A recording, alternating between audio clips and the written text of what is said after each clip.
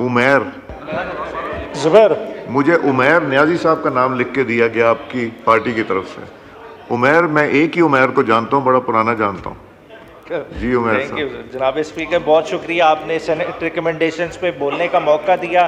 اس موقع پہ میں تمام فارم 45 والے ایم این ایز کو خوش آمدید کہوں گا کہ آج وہ اس ہال میں موجود ہیں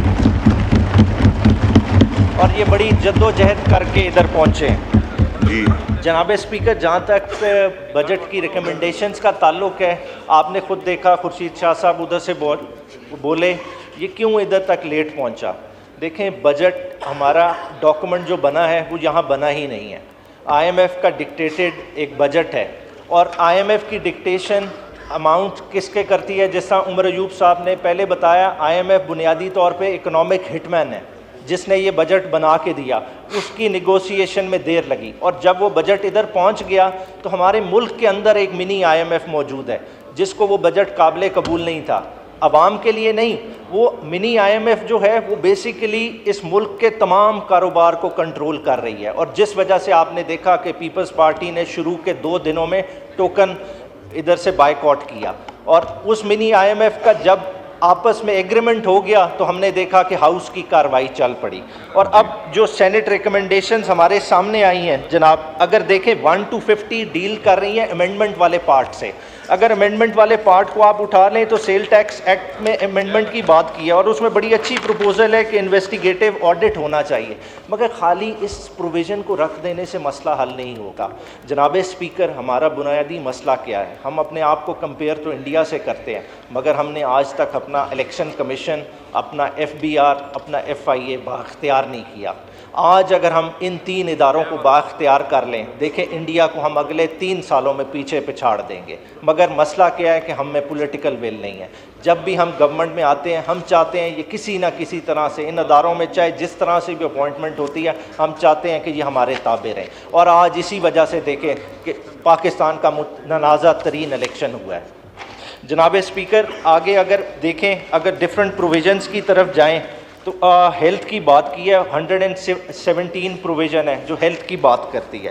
دیکھیں، ہیلتھ میں پیسے رکھ دینے سے کچھ نہیں ہوگا، ہمارا بگاڑ بہت بڑھ گیا ہے. اگر آپ اعداد و شمار دیکھیں تو وہ اتنے خطرناک ہیں. لوگوں نے ادھر سٹنٹڈ گروتھ کی بات کی، سٹنٹڈ گروتھ والے تو زندہ ہیں.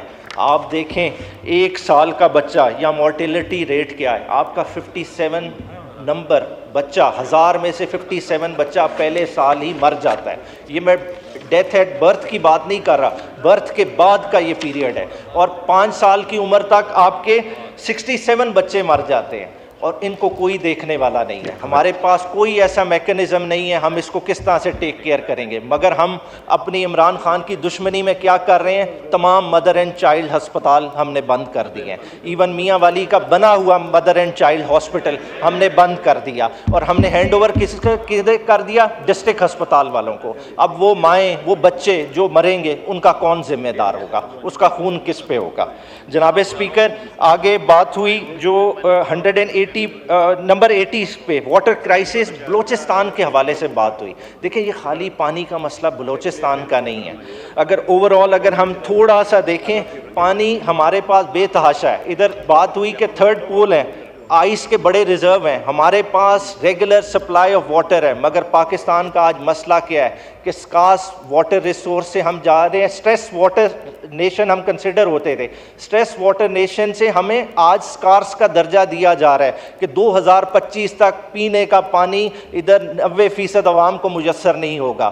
تو کیا ساری عوام بوتلوں کا پانی افورڈ کر سکتی ہے؟ اس کے بارے میں ہم نے اس بجٹ میں کیا کیا؟ خالی بلوچستان کی بات کرنے سے حل نہیں ہوگا، ہمیں اپنا رین واٹر تک ٹیپ کرنا ہوگا، اور اس کے لیے کوئی منصوبے نہیں کیے جا رہے. 4 دن پہلے بارش ہوئی، چدرو کا علاقہ پانی، بارش کے پانی سے ڈوب گیا. کیا ہم واٹر اس کو ٹیپ کرنے کے لیے ڈیمز کے لیے ہم نے پیسہ رکھا؟ ہم نے نہیں رکھا.